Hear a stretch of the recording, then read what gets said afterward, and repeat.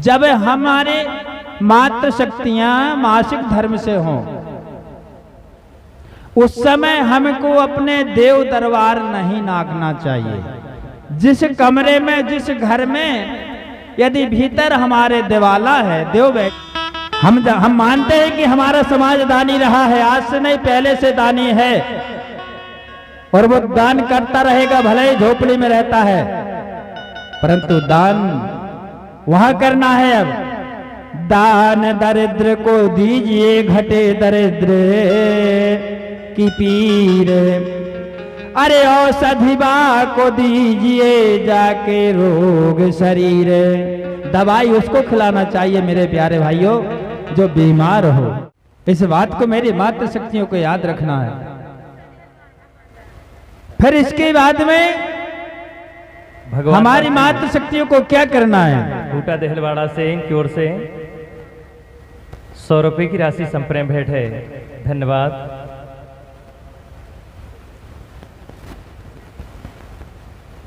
फिर इसके बाद में क्या करना है? स्नान करना है। स्नान करके हमको भोजन पकाना है। स्नान करके फिर हमको भोजन तैयार करना है। तो स्नानों का 3 प्रकार का समय है। पहले स्नान,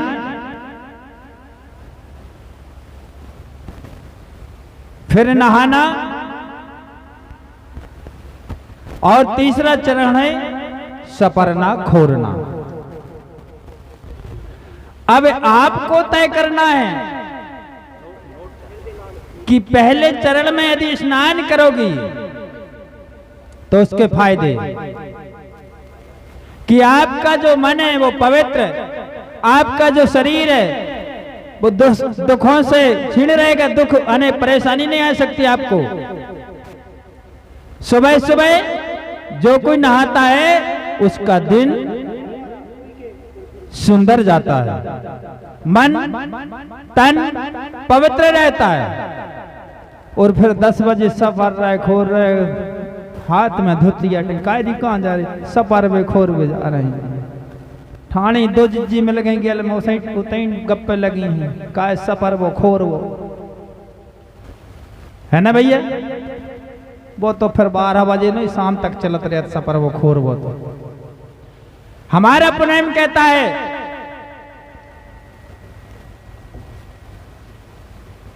पहले हम घर की साफ सफाई करके मौख मंजन करने के बाद में हमको स्नान कर लेना चाहिए। स्नान के बाद में फिर चूल्हा जलाना चाहिए। और चूल्हा जला करके क्या करना चाहिए? आपको ध्यान रखना है, चाहे वो चाय बने, भोजन बने, जैसे भोजन में दावल चावल तैयार हो रहे हमारे परिवार के लिए, बाल बच्चों के लिए, तो भोजन के साथ दाल बनती है। और दाल जब हमारी मातृ शक्तियां चूल्हे पर रखती हैं तो उस समय बहुत से कार्य रहते हैं, दाल चूल्हे पर चढ़ा करके काम कार्य में भी लग जाती हैं, तो उफान में आ जाती है दाल। और जब दाल उफान में आ जाती है तो पता चला कि दाल उफन रही है, आगे बुझने वाली है, तो दौड़ी दौड़ी मेरी मैया आई और आकर के उस दाल के बर्तन को बड़े आराम से कह रहे हैं दाल शांत कैसे हो। नहीं, दूसरी उपाय ना सोचे कि हम आगे सरकार, नहीं, आन के क्या करना, भगवान रे, फूंक मार देंगे। अब ऐसे ही फूंक जब आपको मैं प्रमाण बता रहा हूं कि ऐना में मार के देखियो, दर्पण जो जिसमें हम चेहरा देखते हैं ना, उसमें एक बार फूंक लगा के देखियो तो कितनो थूक जात है आप पता कर लियो।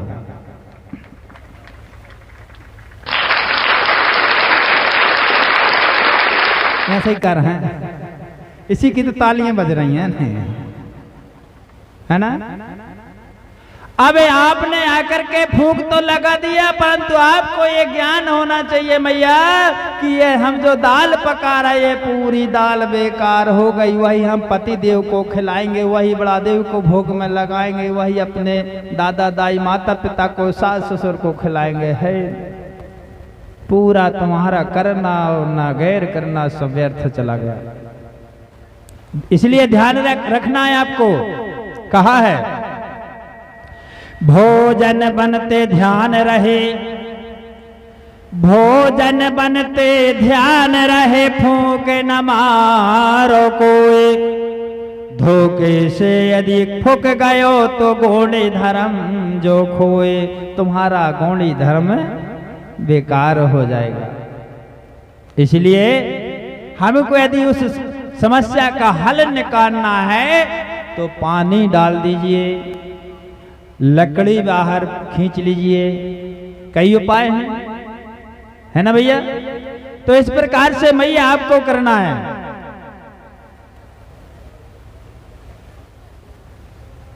गैस चलने लगे, अरे बहुत बढ़िया सरकार, बड़े देव ने, है ना, बोलिए धन्यवाद। इसके बाद में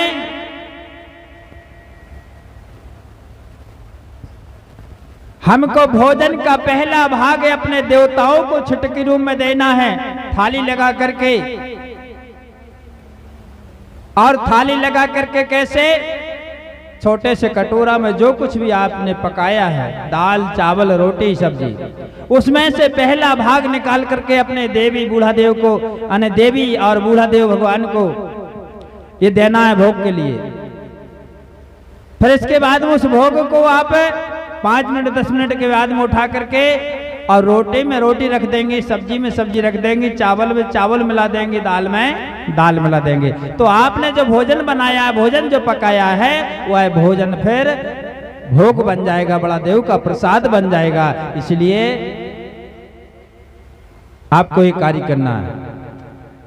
अब आता है दूसरे बात। इसके बाद में अपन गृह कार्य, खेत कार्य, कृषि कार्य, कुछ भी कर सकते हैं, अपना कार्य करिए, ठीक है ना।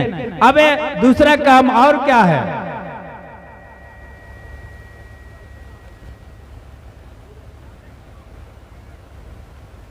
देहरी द्वार न नाघियो, सुनो मात्र धर ध्यान। हमारे गुरुदेव मार्ग बता रहे कोई अपने का कि द्वेहरी द्वार नाना कियो, सुनो मात्र धर ध्यान। उर्दे उठाना ना जइयो गऊ के ठान। कब? जब हमारे मात्र शक्तियां मासिक धर्म से हों, उस समय हमको अपने देव दरबार नहीं नागना चाहिए। जिस कमरे में, जिस घर में यदि भीतर हमारे देवाला है, देव बैठे हैं, तो उस दरबार यानी उस दहरी को नहीं नागना चाहिए। हमारा उस समय में क्या करना चाहिए? हमारे सोने की व्यवस्था अलग होना चाहिए, पहनने के कपड़े अलग होना चाहिए, खाने पीने के बर्तन अलग होना चाहिए, परिवार से अलग हमारा डेरा होना चाहिए। सबके सम्मिलित नहीं होना चाहिए कि भाई अड़गनी में सास ससुर के कपड़ा टंग गए, भाई में पति के टंग गए, भाई में हमरे टंग गए, फिर काय को गौड़ी धर्म। ये हमारे गौड़ी धर्म में निषेध है। हमारी व्यवस्था अलग होना चाहिए। फिर कहा है देव ठाना न जाइयो। अपने उस समय में हमारे लिए पूजा पाठ, दीप जलाना, देव दर्शन करना ये निषेध है, ये नहीं रखना चाहिए। और ना जाइयो गौ के ठान। उस समय हमको गौशार में प्रवेश नहीं करना चाहिए, खेत खलिहान में नहीं जाना चाहिए, भरे खेत में नहीं जाना चाहिए। दूसरी बात, इन 5 दिनों में श्रृंगार भी वर्जित है, श्रृंगार भी नहीं करना चाहिए। माहुर, टेम की बूंदा ये लगाना वर्जित है। जब हमारे 5 दिन, हेलो आवाज, हेलो, इसके बाद में देव द्वार पूजा होत है, दहरी देव कहाए। और दहरी देव जब ना किए पहले नवैयो माथ। जब हम ये 5 दिन जो निकल जाते हैं इनके बाद में पवित्रता में आ जाते हैं। उस समय में हमको जब हम अपना दरवाजा से अंदर जाते, कमरे में जाते हैं, तो हमारी मात्र शक्तियों को जब अपन पहला दरवाजा, पहला गेट खोलते हैं भीतर जाने के लिए, तो उस समय हमको धरती माथा टेक लेना चाहिए। आपके यहाँ ये व्यवस्था है क्या देहरी पे पोता लगाने की? इस क्षेत्र में नहीं है मैया, है? कितने मात्र शक्तियों को मालूम है अपने घर में कि पोता लगता है देहरी में? चलिए धन्यवाद। बाकी हमारी मात्र शक्तियों को मालूम नहीं है। देहरी में सुबह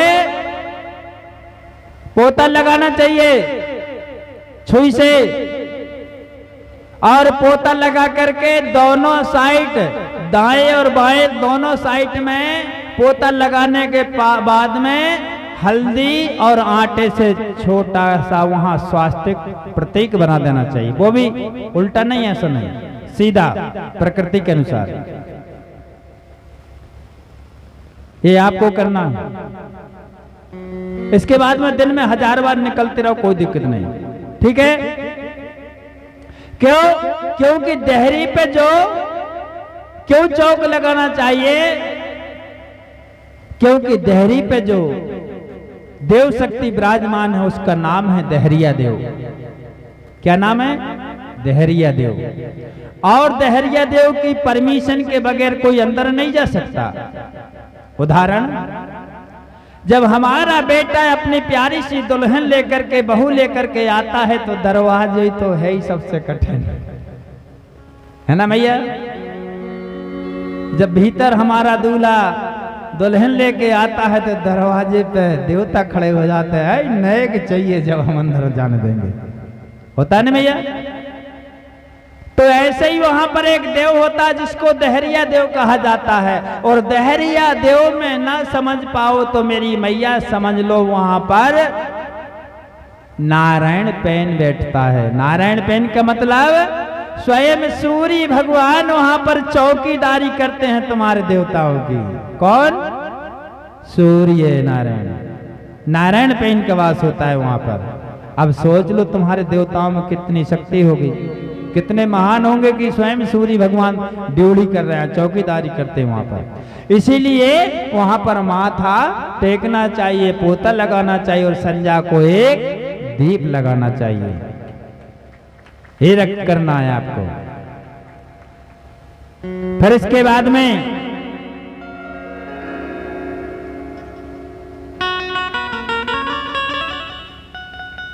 आपको अपने दिनचर्या अनुसार कार्य करते रहना है। और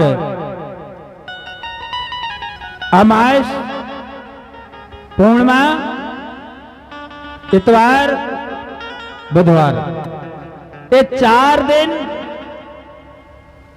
वैसे तो मेरी तरफ से मैं कहूंगा,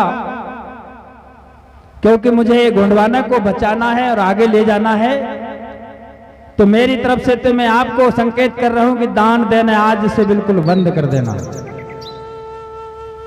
दान देना आज से बिल्कुल, बाहर से आए हुए लंगड़ा, लूला, भिखारी, नानिया लेकर के, सांप लेकर के, बंदर लेकर के, हाथी लेकर के, मैया का नाम लेकर के, माता का नाम लेकर के, भगवान का नाम लेकर के, मंदिर का नाम लेकर के, दुनिया के जितने नाम लेकर के आते हैं, आज से बिल्कुल दान देना बंद है।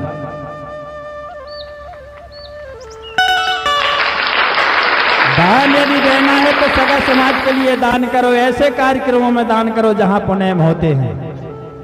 ऐसे में दान अपनी समिति समाज को दान करो, अपने गुरुओं को दान करो। हम मानते हैं कि हमारा समाज दानी रहा है, आज से नहीं पहले से दानी है, और वो दान करता रहेगा, भले ही झोपड़ी में रहता है, परंतु दान वहां करना है। अब दान दरिद्र को दीजिए, घटे दरिद्र की पीर, अरे औषधि बा को दीजिए जाके रोग शरीर। दवाई उसको खिलाना चाहिए मेरे प्यारे भाइयों जो बीमार हो। गैर बीमारी वाले व्यक्ति को हम दवा खिलाएंगे, इलाज करवाएंगे, तो वो दवा काम करेगी नहीं करने वाली। इसलिए रोगी के ऊपर दवा काम करती है।